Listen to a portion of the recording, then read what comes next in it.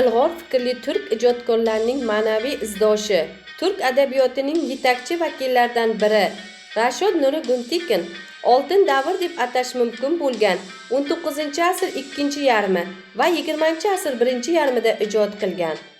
Bu davr turk adabiyotida katta o'zgarishlar ro'y berdi.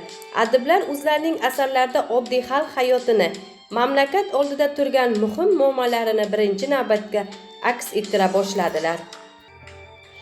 1892-yil Istanbulda tavallud topgan yozuvchi, adabiyotshunos, tarjimon, dramaturg Rashod Nuri Guntikin samarali ijod qilib, adabiyot ixlosmandlariga 24 ta roman, 7 ta hikoyalar to'plami va qator pyesalar yozib qoldirgan.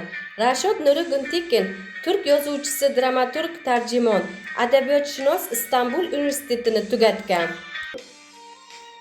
Yozuvchining mashhur asarlaridan biri Choliqushi romanida turk qishloqlarining yorqin manzarasi chizilgan, asar qahramonlari hayoti, sarguzashtlari tasvirlangan. Rashod Nuri Guntikin 1956-yil Londonda vafot etgan. Aziz kitobxonlar, ushbu adibning asarlari sizda qiziqish uyg'otgan bo'lsa, Sharof Rashidov tuman axborot kutubxona markaziga tashrif buyurib mutolaa qilishingiz mumkin.